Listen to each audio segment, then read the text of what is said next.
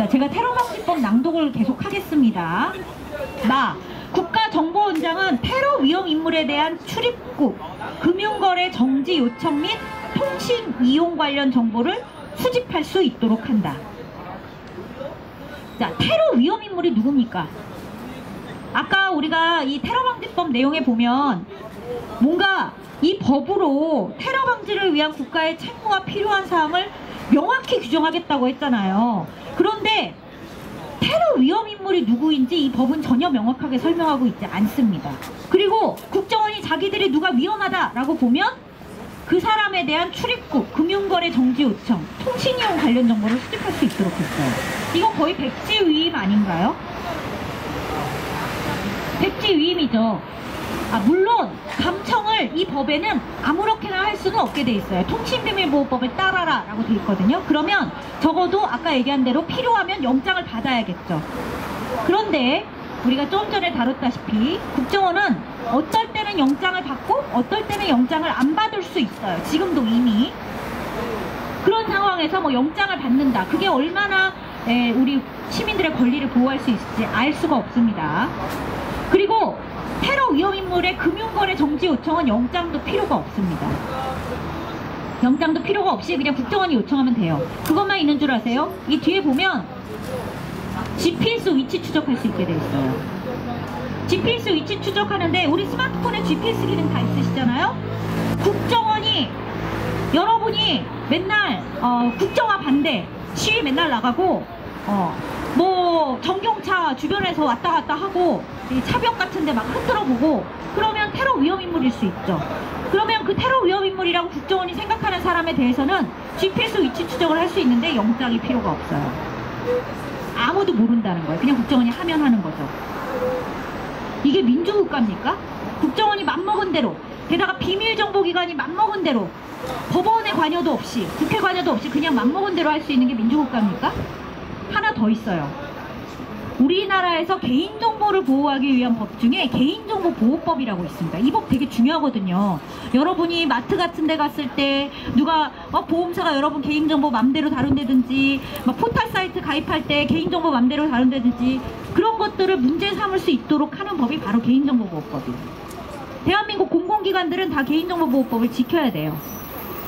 그런데 이 법은, 테러방지법은 통째로 개인정보보호법의 예외를 인정하고 있어요. 국가정보원은 개인정보보호법에서 얘기하고 있는 모든 개인정보에 대해서 가로 열고 민감정보 포함.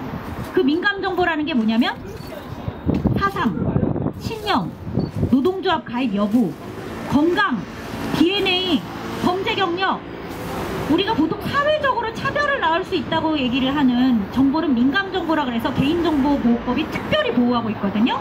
그런데 국가정보는 민감정보를 아무에게나 요청할 수 있어요. 영장도 없이.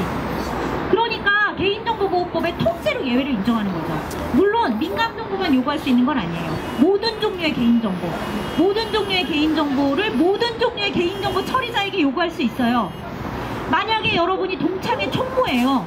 그래서 동창회 명부를 엑셀 파일로 관리를 하고 있는데 어느 날 국정원이 여러분한테 와서 야, 네가 동창회 명부 관리하고 있지? 그 중에 누구누구가 내가 테러 위험 인물로 보는 사람이니까 동창회 명부 넘겨. 이러면 넘겨줘야 한다는 거예요. 영장? 영장 있나요? 그런 얘기 할 수 없어요. 이 법이 그런 법이에요. 그걸로도 부족했어요. 제가 황당무계했던 게 뭐냐면 뒤에 보면 무슨 얘기가 있냐면 자, 지금 말씀드렸죠.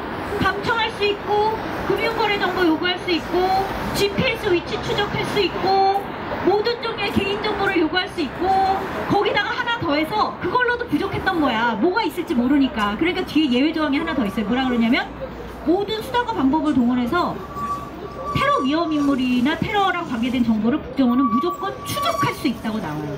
아무 제한이 없어요, 법이. 그냥 국정원은 추적할 수 있다고 나와요. 추적하는 게 잘못된 거예요, 그게? 영장이 있어야 돼요. 영장. 법원에서 영장을 받아오면 된다는 거예요. 우리 헌법에 보면 영장주의라고 있어요. 대한민국이라는 국가가 제대로 이제 유지가 되고 이 국가가 자유민주주의 국가로서 자기의 사명을 하려면 자, 자유민주주의 국가라고 얘기하는 우리 원리 중에는 잠깐 제 말씀 좀 들어보세요. 국정원이 이 휴대폰을 예를 들어서 저 추적을 하겠다. 저는 괜찮아요. 저도 대한민국의 시민입니다. 우리가 지나가는 사람이고. 자유민주주의 국가라고 이것이 왜 얘기하는 두려운데? 여러 원칙 중에는 뭐가 죄를 지은 있냐면 사람이 아니면 두려울 일이 전혀 우리 없어요. 영장주의라고 아시겠어요? 있습니다. 영장주의라는 건 뭐냐면 우리 따로 헌법의 얘기하는 게 권리를 아니고 침해를 할 저는 여기서 때는 따로 이야기하러 온 사람이 국가가 아니에요. 국민의 시민의 지나가다 권리를 국회에 침해하는 들어가려 하다가 법관이 잠깐 얘기를 하는 발부한 거예요. 영장에 의해야 한다고 우리 대한민국 헌법에 12조에 있어요. 아니 하는 게 아니고 제가 우리가 질문을 드리는 거예요. 신체사회라고 얘기하는 헌법 조항을 당신들이 보면 이 테러 방지법을 법관이 발부한 반대할 수 있는 영장에 의무가 의해서만 있다면 나는 국민의 테러 방지법을 어떤 찬성하시는 의무가 신체라든지 아니면 주거라든지 그런 것들을 우리가 압수수색할 수 있다고 되어 있거든요. 그런데 바로 이 테러 방지법은 뭐냐면 법관이 발부한 영장이라는 게 필요 없다는 거예요. 아니 도대체 얼마나 대단한 테러 방지법이라서 우리 헌법보다도 더 높은 권한을 국가정보원에 우리가 부여를 할 수 있는 건가. 지나가던 굉장히 놀라운 거죠. 헌법보다 더 위에 있는 법인가 이 법은. 어떻게 영장도 없이 그런 정보를 제공할 수 있는 거냐. 판사는 뭐하러 있는 거냐. 법원은 왜 있는 거냐. 그런 거죠. 그런 거를 물을 수 있는 거죠.